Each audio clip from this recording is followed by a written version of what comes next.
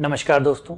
आज का जो हमारा लेक्चर है उसमें हम बात करने वाले हैं, अभी तक जो 2 लेक्चर हमारे हुए हैं उन दोनों ही लेक्चर में हमने थ्योरी पढ़ी। जो भी नंबर सिस्टम पे जो थ्योरी थी उसको डिटेल से बारीकी से पढ़ने की कोशिश की, लेकिन थ्योरी फिर भी थ्योरी होती है। थ्योरी फिर भी थ्योरी होती है जब तक उसको प्रैक्टिस से ना जोड़ा जाए, जब तक उसको सवालों से ना जोड़ा जाए, न्यूमेरिकल से ना जोड़ा जाए, वो थ्योरी जो है वो कमजोर सी लगती है, अधूरापन सा उसमें दिखता है।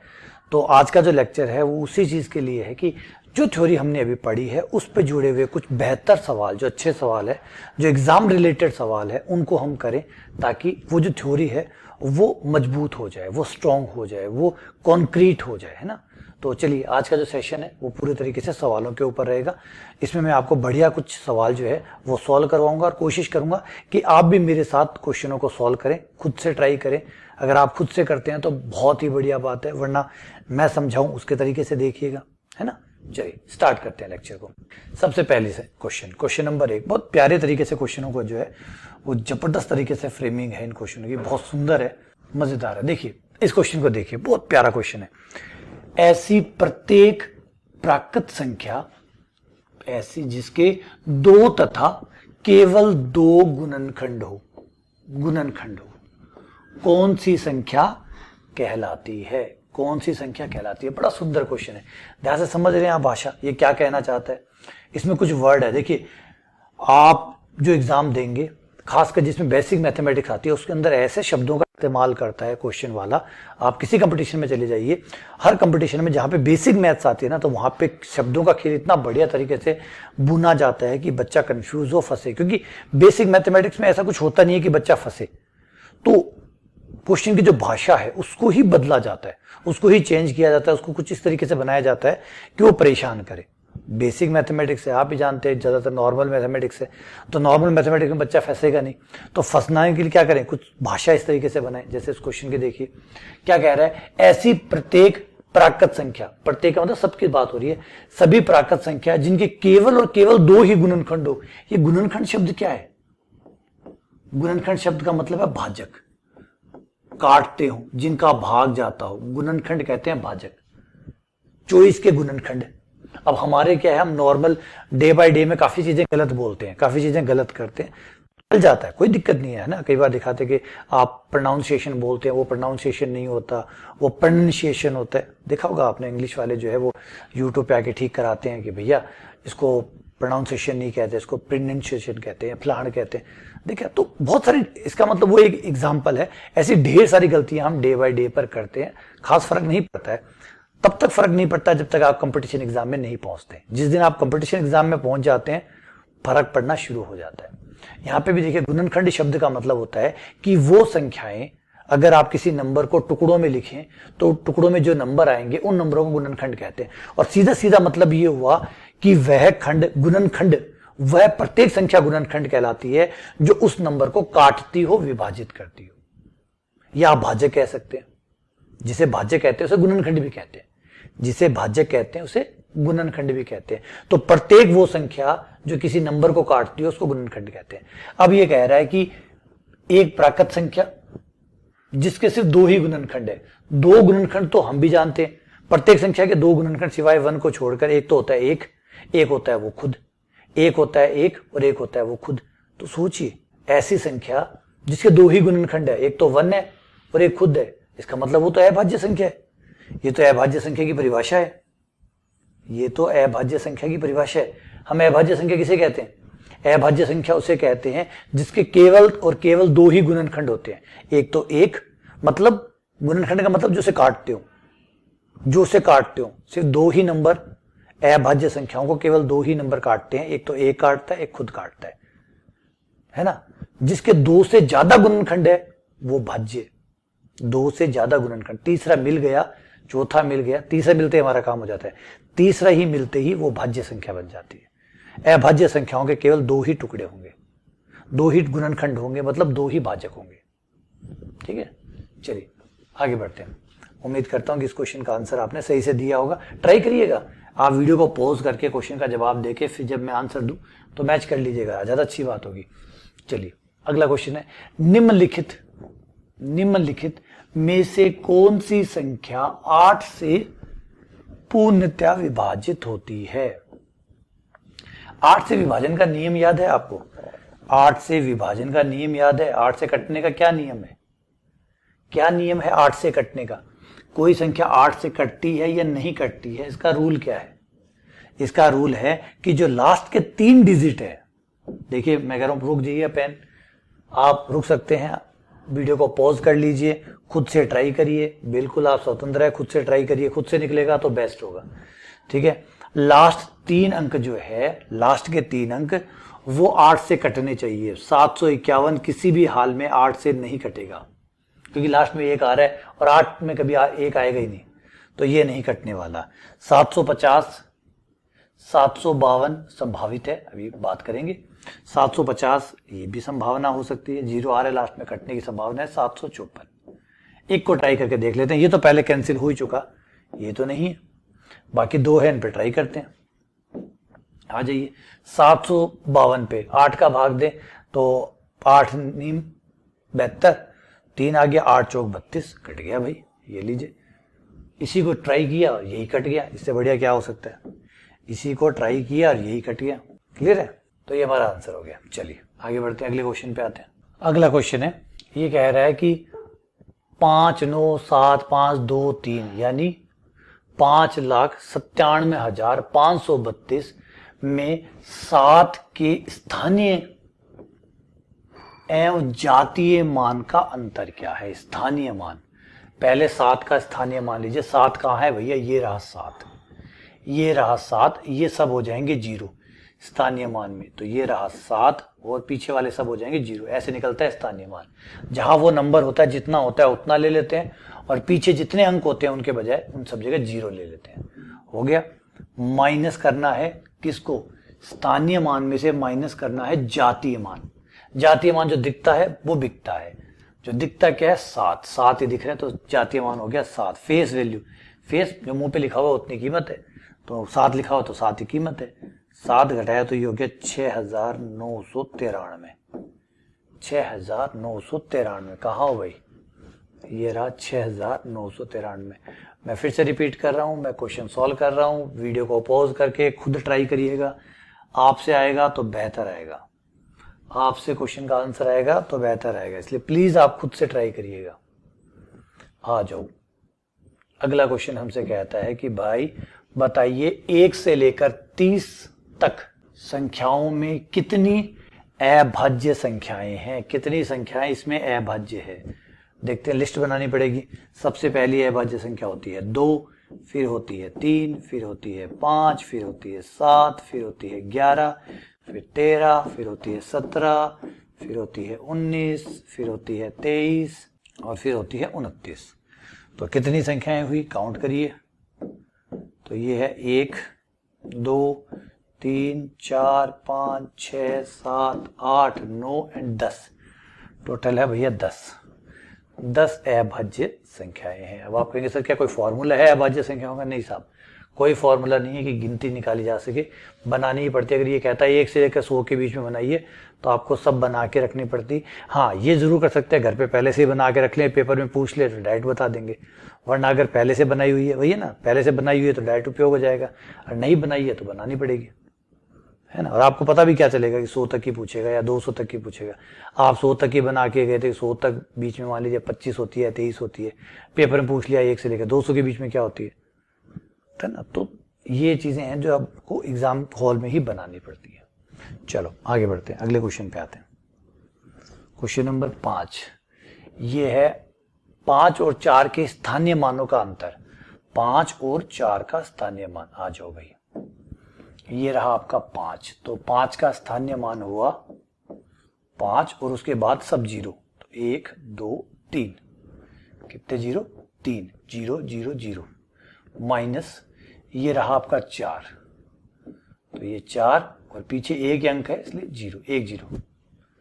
5 का स्थानीय मान हो गया 5000, 4 का स्थानीय मान हो गया 40, घटाने पर आ गया 4960, 4960, ये आपका आंसर हो गया 4960।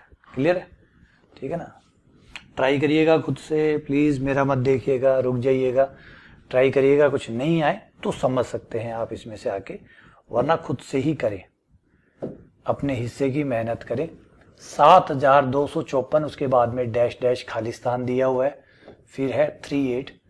इसमें खाली स्थान की जगह क्या आएगा कि वह संख्या 9 से कट जाए। 9 से कट जाए भैया, 9 से कटने के लिए जरूरी है कि अंकों का योग में 9 का भाग जाए, अंकों के योग का 9 में भाग जाए। तो यहां तक अंकों का योग कितना हो गया, 7 और 2, 9 9 9 9 18, 18 तो भाई यहां हो गया, 7 और 2 9 9 और 5 14, 14 और 4 18, ये हो गया, 11 ये हो गया। और इन दोनों का जोड़ अभी तक हमारा हो चुका है 18 और 11 मिला के कितना, 28, 29 हो गया, 29 हो गया। अब अगर हम यहाँ बीच में 4 डालते हैं, बीच में 4 डालते हैं तो 29 और 4 हो जाते हैं 33, 33 में 9 का भाग जाता नहीं है, तो ये गलत। अगर डालते हैं 5, 29 और 5 हो जाते हैं 34, 34 में भी 9 का भाग नहीं जाएगा। 6 लेते हैं तो 29 और 6 हो जाते हैं 35, 35 में भी 9 का भाग नहीं जाएगा। 7 लेते हैं तो 29 और 7 हो जाते हैं 36, 36 में 9 का भाग जाता है। तो आंसर है भैया 7, आंसर है 7, खाली स्थान में होना चाहिए 7। अगला नंबर, अगला ये सीटेट 2021 का क्वेश्चन है, 2021 का बढ़िया क्वेश्चन है। ये कह रहा है कि 8 अंकीय संख्या, ये 8 अंकों वाली संख्या आप गिन सकते हो, 8 अंकों की है नहीं है, 1 2 3 4 5 6 7 और y 8, इसको 88 से विभाज्य है। ये 88 से कट रही है, 88, तो थोड़ा सा धुन रुकिए, सुनिएगा बात को, 88 से कट रही है, इसका मतलब है 88 जो होता है वो खुद होता है 8 × 11। इसका मतलब ये नंबर 8 से भी कटेगा और 11 से भी कटेगा। 88 से कटेगा मतलब 8 और 11 से कटेगा, और 8 और 11 से कटेगा, भैया हिंट दे दिया है, ट्राई कर सकते हो, वीडियो को पॉज कर लेना और ट्राई करना। 88 से कट रहा है मतलब 8 और 11 से कट रहा है, क्योंकि 8 × 11 88 होता है, तो कोई 88 से कटा है इसका मतलब उसके टुकड़ों से भी कटा होगा, तो 8 और 11 से कटा होगा। 8 से कटा होगा तो 8 से कटा रूल क्या है भैया, लास्ट के 3 अंकों का जोड़ 8 से विभाजित होना चाहिए। तो इसमें 8 का भाग देते हैं, ये है 91y, 91y, y हमें नहीं पता कि कितना है, अभी पता चल जाएगा, थोड़ी देर रुकिए। 91y भाग दिया 8 का, 8 × 8 1 11, फिर 8 का भाग गया 8, आ गया 3 और y। अब बताइए y कितना होना चाहिए। 8 के पहाड़े में 8 16 24, फिर आता है 32, 8 चौक 32।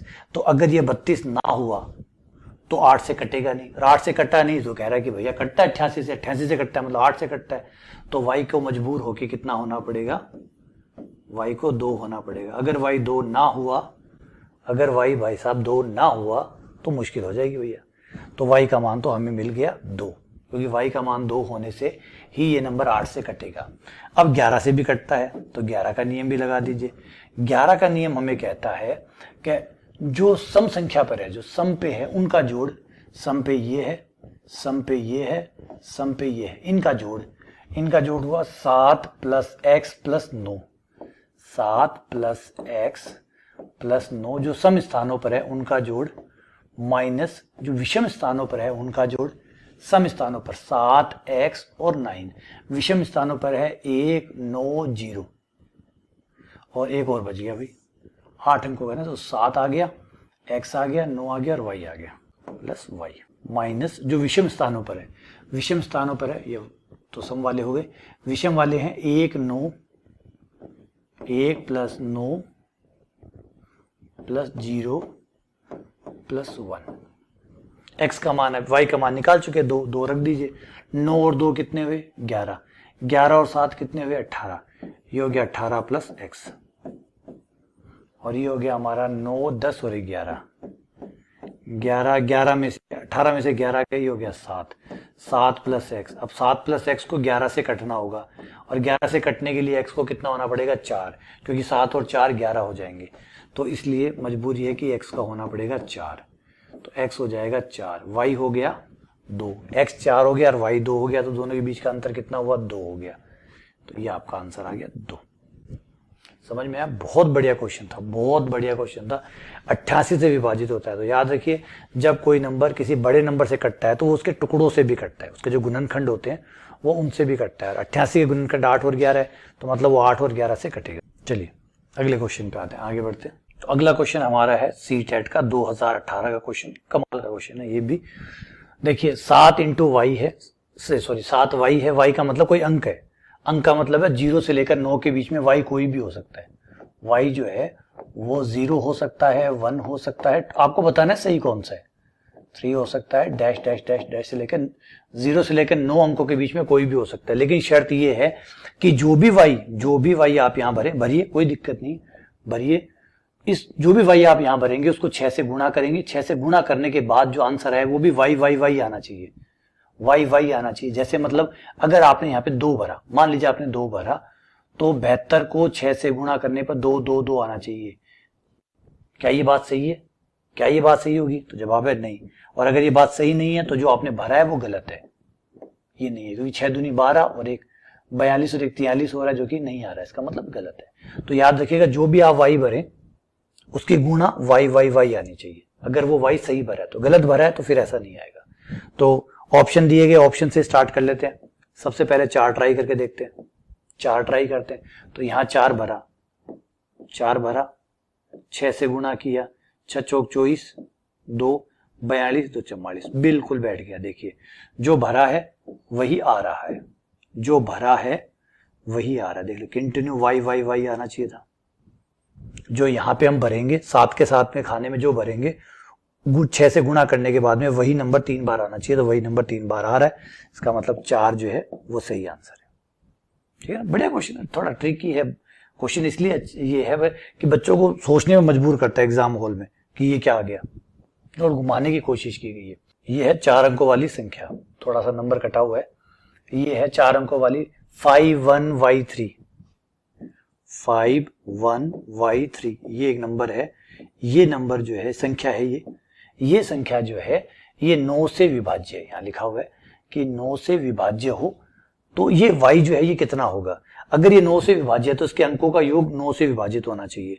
तो इन्हें जोड़िए, 5 + 1 + y + 3, तो ये हो जाता है 5 और 1 6, 6 और 3 9, 9 + y हो गया, 9 + y हो गया। तो y क्या है, 0 हो जाए तो भी चलेगा, बिल्कुल साहब, क्योंकि y अगर 0 हो गया तो भी चलेगा। तो 9 + 0 9 हो जाएगा, 9 में 9 का भाग जाता ही है, ये बात तो बैठ गई। उसके अलावा 2 नहीं बैठेगा, 3 भी नहीं बैठेगा, 9 बैठेगा, हाँ जी 9 बैठेगा, क्योंकि 9 में 9 जोड़ेंगे तो ये 18 आ जाएगा, 18 में 9 का भाग जाता है। तो आंसर 0 या 9 में से कोई भी नंबर हो सकता है, 0 या 9 में से कोई भी अंक हो सकता है, दोनों ही चल जाएंगे।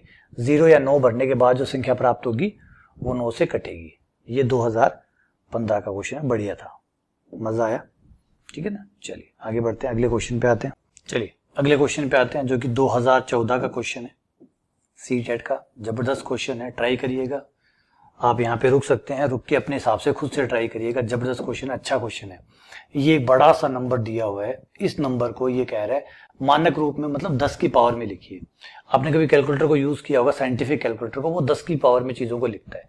तो 10 की पावर में आप क्या करते हैं कि एक नंबर को छोड़कर बाकी सबको 10 की घात में लिख लेते हैं। सिर्फ एक नंबर जो होता है उसको छोड़ देते हैं, बाकी सबको 10 की पावर में लिखते हैं। कैसे, इन्हें काउंट कर लीजिए, 1 2 3 4 5 6 7 8, कितने हुए, दोबारा से 1 2 3 4 5 6 7 8, तो ये हो जाएगा आपका 8 पॉइंट, यहां पॉइंट लग जाएगा, यहां पॉइंट 8.2903 आ गया।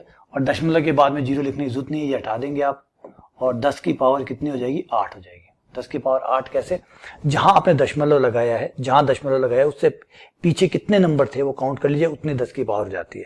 इस तरीके से इनको लिखा जाता है, इस तरीके से इनको लिखा जाता है। 8, एक नंबर, सिर्फ एक नंबर जो है वो छोड़ते हैं, एक नंबर को छोड़ते हैं और बाकी सब जो नंबर है उनको 10 की पावर में बदल लिया जाता है, बदल दिया।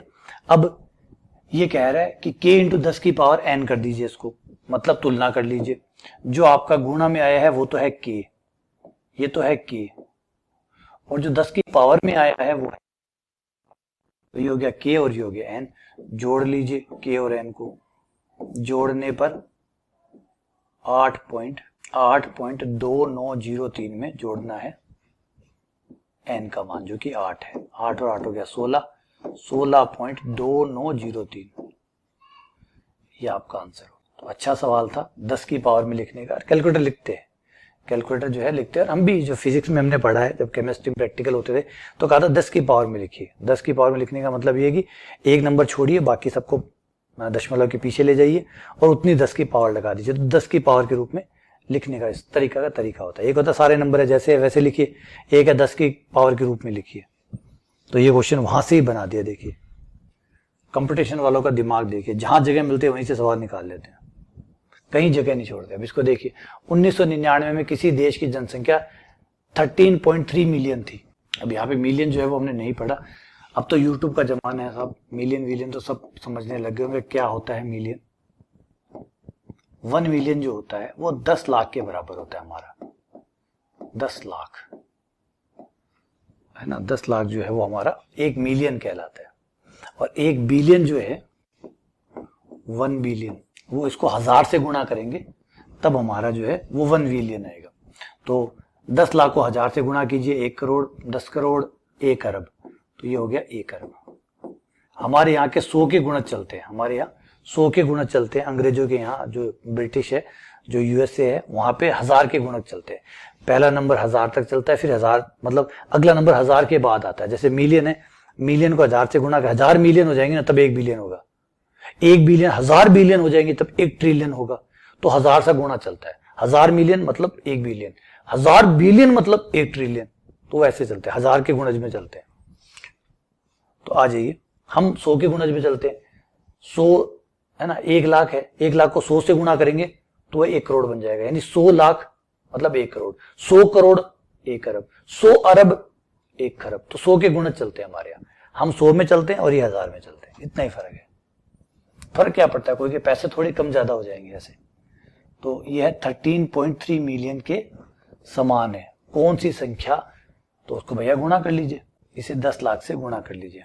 तो 13.3 इंटू 10 लाख, तो ये हो गया हमारा, गिन लीजिए, इकाई, दहाई, सैकड़ा, हजार, 10,000, लाख, 10 लाख, और गुणा करते ही हो गया 303। एक दशमलव वो 1 जीरो खा गया, बच गए कितने, 1 2 3 4 5 जीरो। आप चाहो तो दशमलव हटा के नीचे 10 लगा के वैसे समझ सकते हो। ये दशमलव हटाया, नीचे 10 लगा दिया, तो 1 10 से 1 जीरो कट गया। और कितने जीरो आए, 4 तो ये आए और 303 ये हो गए। तो 303 और साथ में 5 जीरो, तो 303 और 5 जीरो कहाँ हो भाई, ये रहा 303 और 5 जीरो, ये आपका आंसर हो गया। ठीक है, चलिए आगे बढ़ते हैं।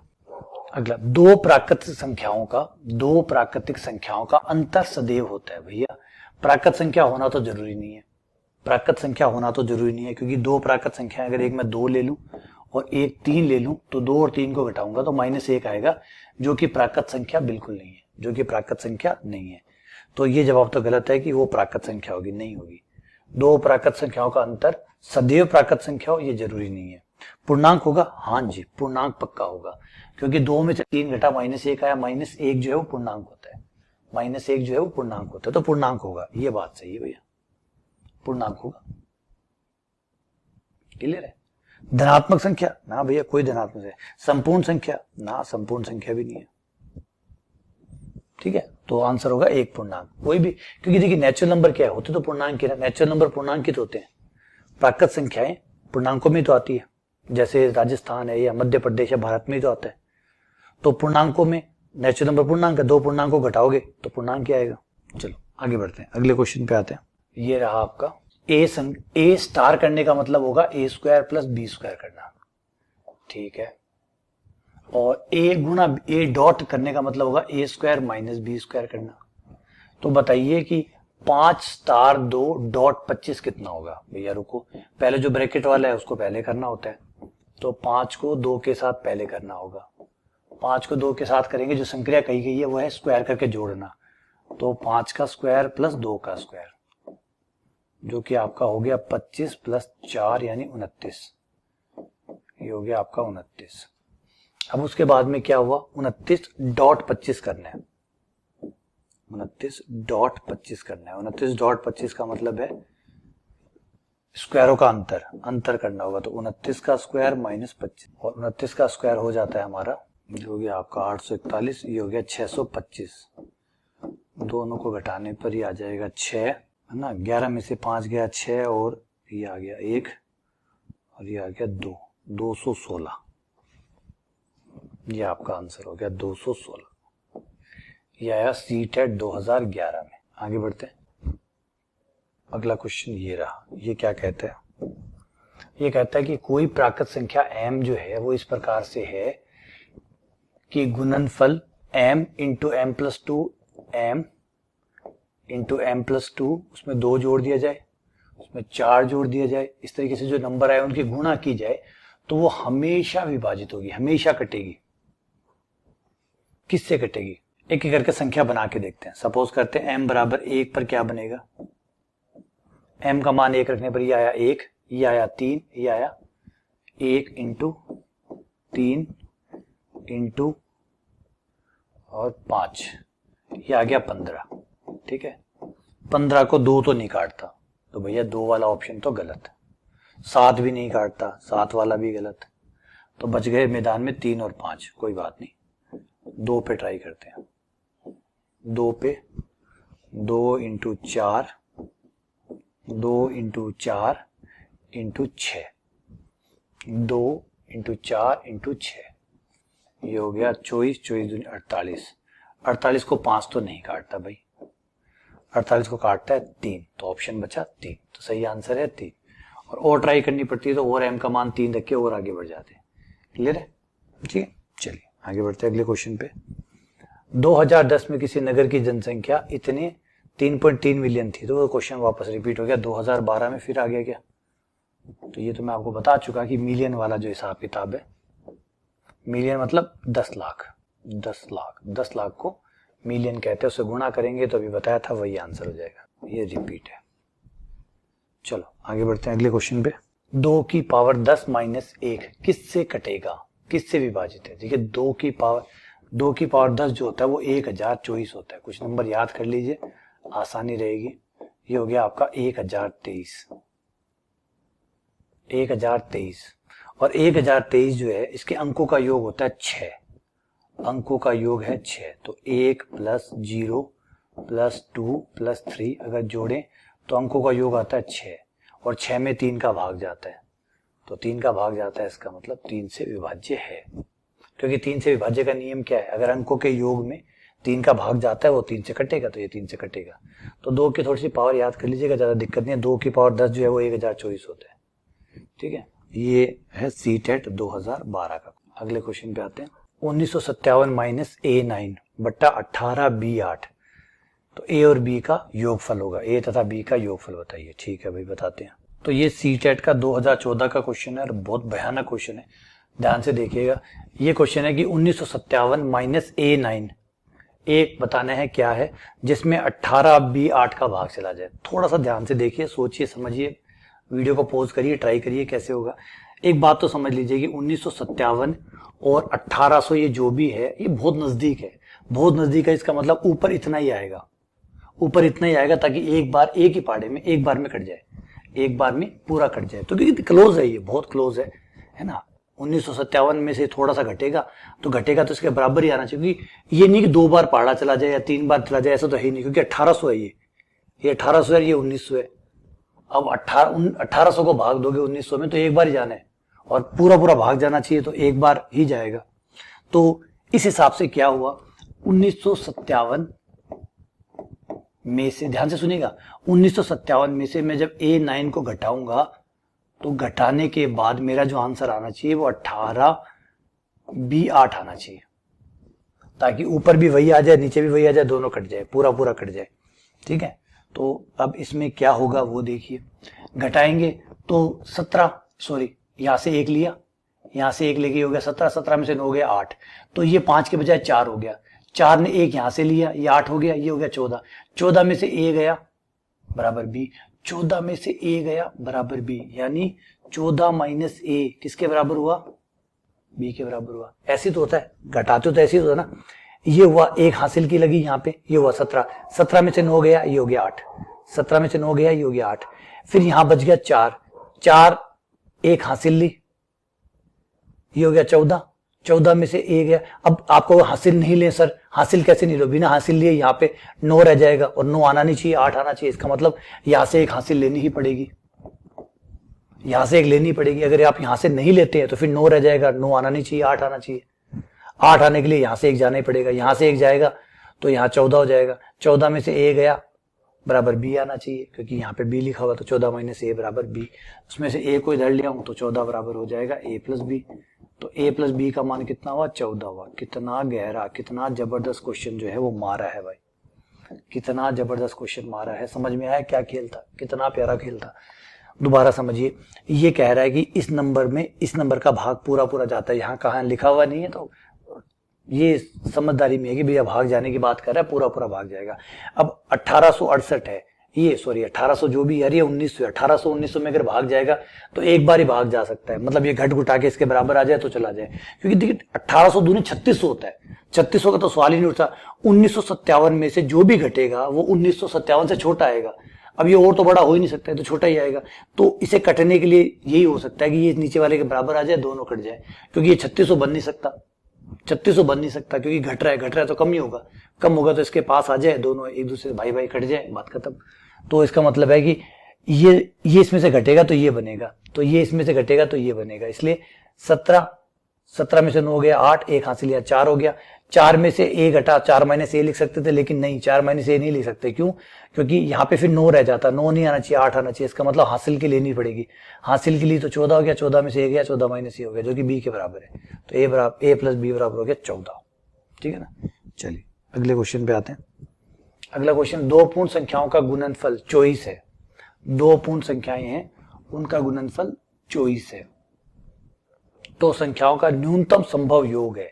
न्यूनतम संभव योग, पहले तो बताइए 24 किन किन से आ सकता है, उनके जोड़े बनाइए, जिन जिन से 24 आ सकता है। तो 2 है, 2 और 12, 2 और 12, 3 और 8, 4 और 6, 2 और 12 हो गया, इसके अलावा कुछ और बैठता नहीं है।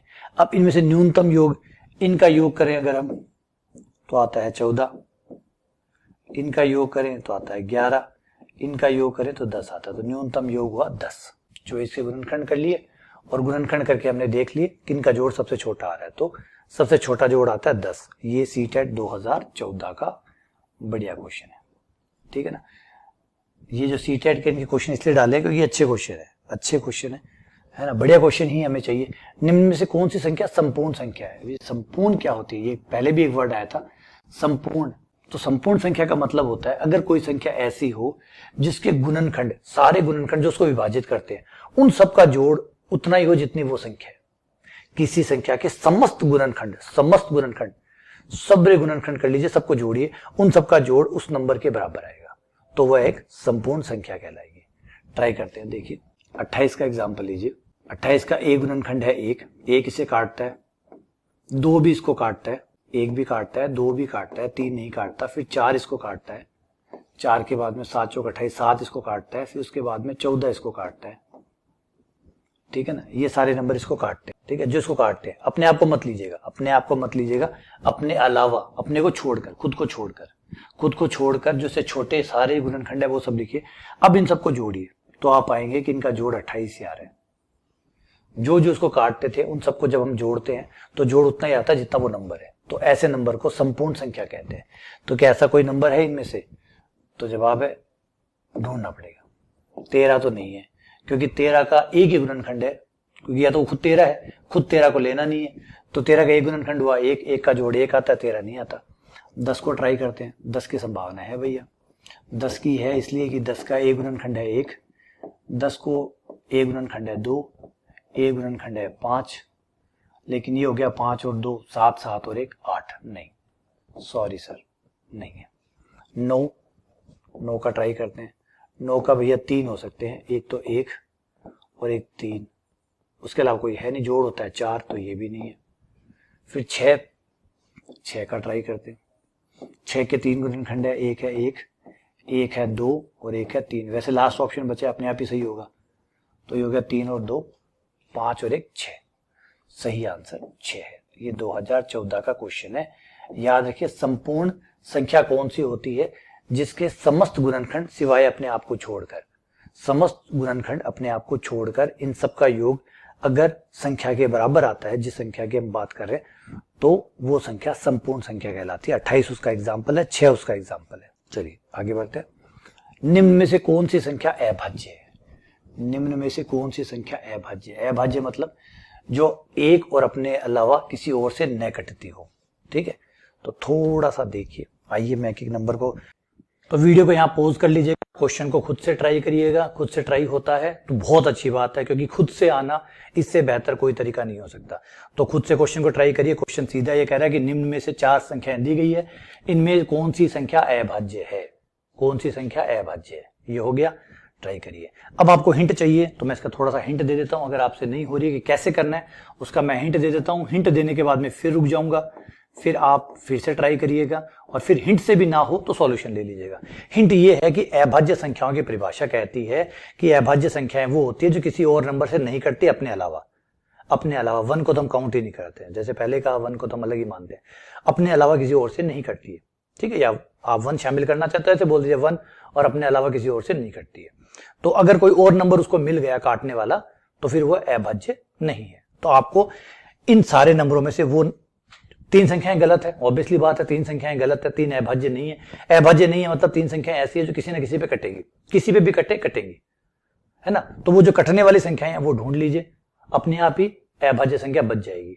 अपने आप ही अभाज्य संख्या बच जाएगी, क्योंकि अभाज्य संख्या को ढूंढने का या प्रूफ करने का जो हमारे पास तरीका है वो है 2 का भाग देके देखिए, नहीं कट रहा, 3 का भाग देके देखिए, 5 का भाग देखिए, 7 का भाग दीजिए, 11 का भाग दीजिए, भाग देते जाइए। बीच में उस नंबर से पहले पहले जितने नंबर आते हैं सबका भाग देके देखिए। अगर वो कटे नहीं, किसी से भी ना कटे, तो कंफर्म हो गया कि वो अभाज्य। लेकिन इतने भाग देने भाई बहुत मुश्किल है। इतना भाग देना मतलब, सपोज कीजिए 173 का एग्जांपल ले लेते हैं। अगर 173 अभाज्य है तो कैसे प्रूफ होगा? 173 से पहले जितने भी नंबर है सबका भाग देके देखिए। 173 में 173 किसी से भी नहीं कटना चाहिए, तब जाके 173 अभाज्य होगा। ये तो बहुत लंबा काम है। इससे बेहतर है कि अभाज्य प्रूफ करने के बजाय बचे हुए आंसरों को भाज्य प्रूफ कर दीजिए। भाज्य मतलब वो कटते हो, ये प्रूफ कर दीजिए। क्योंकि कटने वाले में क्या होगा, 2 पे कट जाएगा, हाथों हाथ कहीं ना कहीं इसी आसपास के नंबरों से कट जाएगा। 2 से, 3 से, 5 से, 7 से, 11 से, इनसे कट जाएगा। हाँ, ये हो सकता है कि क्वेश्चन का थोड़ा स्टैंडर्ड बनाने के लिए वो 2 से 3 से, 2 से 3 से 5 से कटने वाला तो चौथी पांचवी का क्वेश्चन हो जाएगा। तो 2, 3, 5, 7 यहां से तो नहीं कटेगा, एटलीस्ट 11 से शुरू करेगा, 11, 13। थोड़ा सा तो दिमाग, भाई कंपटीशन का एग्जाम है तो थोड़ा बहुत नीचे से थोड़ी स्टार्ट करेगा, थोड़ा तो ऊपर से स्टार्ट करेगा। तो 2 का, 3 का ये तो ट्राई मत करिएगा। 2 का, 3 का, 7 का, इनका भाग जाएगा, कंपटीशन की बेइज्जती करने वाला हो गया। तो 2 का भाग चला गया तो कोई देख लेगा, तो एटलीस्ट 2 की तो नहीं देगा, 3 का भी नहीं बनाएगा, 7 का भी नहीं बनाएगा, 5 का भी नहीं बनाएगा, ऊपर ही जाएगा, है ना। तो यहाँ नंबरों को देखिए, कुछ नंबरों को आप देखते ही पहचान जाएंगे। 341 को ले लीजिए, ये आराम से 11 पे कट रहा है, बड़ा खुश हो गए। देखिए 11 3 33 और 11 1 11 कट गया 11 से, और 11 से कट गया तो अभाज्य कैसे हुआ? 451 की भी यही कहानी है। देखिए ये 11 पे कटा, 11 पे बड़ा ही हंसते हंसते कटा, धूम कटा। अब अगर हम 173 की बात करें तो 173 जो है भाई वो 11 पे ट्राई करें, नहीं कट रहा। 13 पे ट्राई करें, नहीं कट रहा। उसके बाद में 17 पे ट्राई करें, नहीं कटेगा। 19 पे ट्राई करें, नहीं कटेगा। तो भैया एक बार रुक जाओ, उसको ये कट ही नहीं रहा, तो हो सकता है ये अभाज्य हो। एक काम करते हैं, थोड़ी ट्राई इस पे कर ली, अब थोड़ी सी ट्राई इस पे कर लेते हैं। 437 पे 11 पे कटता है, नहीं कटता। 13 पे 13 39, नहीं कटेगा। उसके बाद में 17 पे 17 दूनी 34 गया 97, 17 पे 97 नहीं आता। 19 का पाड़ा, 19 दूनी 38 करते ही आ जाएगा 57, 19 थी 57 कट गया भाई, 19 पे कट गया, 19 पे कट गया। 19 इंटू 23 आ रहा है, 19 का भाग 23 बार जा रहा है, यानी टुकड़े हैं मतलब 19 से कट रहा है तो फिर ये, तो यहाँ 173 लगने लग गया था। 173 पे विश्वास होने लग गया था, क्योंकि 11 पे काटा नहीं कट रहा था, 13 पे काटा नहीं काटा, 17 पे नहीं कटा, 19 पे नहीं कटा, तो फीलिंग आने लगी थी कि बंदा अभाज्य हो सकता है। लेकिन अब मैं उसके भाग देता जाऊं, रहने देते हैं, काम करते हैं, जो साथ वाला है उसको ट्राई कर लेते हैं। अगर वो कट गया तो फिर अपने आप ही कंफर्म है कि अभाज्य। तो फिर मैंने थोड़ा सा इस पे करके इधर आ गया और ये पता चल गया कि ये भाज्य है, तो फिर वो अपने आप ही अभाज्य कंफर्म हो गया। तो ये थोड़ा सा ट्रिक जो है आपको प्रैक्टिस से आती जाएगी। प्रैक्टिस से स्पीड बढ़ती जाएगी, सोचने की ताकत बढ़ती जाएगी, समझने की ताकत बढ़ती जाएगी, नए नए जो तरीके हैं वो जल्दी पकड़ में आने लग जाएंगे। समय लगता है, अगर आपको हाथों हाथ नहीं समझ में आ रहा है कोई दिक्कत नहीं, समय लेती है चीजें, तो ये हमारा आज का जो क्वेश्चनों का सेशन था वो इसलिए था कि 2 लेक्चर हमने थ्योरी के पढ़ लिए थे, 2 लेक्चरों में हमने काफी थ्योरी पढ़ ली थी। अब उस थ्योरी में सवाल कैसे आते हैं, कंपटीशन क्या पूछता है, कैसे पूछता है, वो करना जरूरी था। तो उस थ्योरी को मजबूत करने के लिए क्वेश्चनों का होना जरूरी था। तो ये प्रैक्टिस सेशन इसी बात के लिए था कि जो हमने पढ़े हैं वहां पे जो थ्योरी पढ़ी है अब उसको मजबूत कर लेते हैं। तो आज उम्मीद करता हूं कि ये इतने सारे क्वेश्चन करने के बाद में आपकी थ्योरी जो है मजबूत हुई है। थोड़ी अपने हिसाब से आप खुद भी थोड़ी प्रैक्टिस और कर लीजिएगा तो और अच्छा हो जाएगा, ठीक है। और हमेशा जब भी प्रैक्टिस सेशन चले तो ये कोशिश करें कि क्वेश्चन देखें, वीडियो पॉज करें, खुद से ट्राई करें, नहीं हो तो वीडियो को आगे बढ़ा लें, ठीक है। इस तरीके से हम लगातार चलेंगे। क्लियर है, ठीक है। प्रैक्टिस होना बहुत जरूरी है। प्रैक्टिस में मैं हमेशा कहता हूं क्वेश्चन आपके यहां से आना चाहिए, आंसर जो है, सॉल्यूशन जो है वो आपके यहां से आना चाहिए। एटलीस्ट अगर हम 10 क्वेश्चन करें तो कम से कम 4-5 क्वेश्चनों के आंसर तो आपको आने चाहिए। तो थोड़ा अच्छा लगता है, कॉन्फिडेंस भी आता है, पढ़ने का मजा भी आता है ना। तो दिमाग का इस्तेमाल करिए, अपना 100% देने की कोशिश करिए। क्वेश्चन में वीडियो आपके पास है ही, आगे बढ़ाएंगे, सॉल्यूशन दिख जाएगा। लेकिन एक प्रयास आपकी तरफ से जरूर होना चाहिए। ये धीरे धीरे आपका प्रयास जो है आपको बेहतर बनाएगा, ठीक है। चलिए, बहुत बहुत धन्यवाद, शुक्रिया। बाकी ये जो नंबर सिस्टम है वो कंप्लीट नहीं हुआ है, अभी इसके आगे के लेक्चर जो है वो स्टार्ट करेंगे। लेकिन एक बार जितना थ्योरी पढ़ा था उसको मजबूत करना था और वो फिलहाल इतना हो चुका है। अब दोबारा से थ्योरी को आगे स्टार्ट करेंगे, ठीक है। चलिए, बहुत बहुत धन्यवाद, शुक्रिया।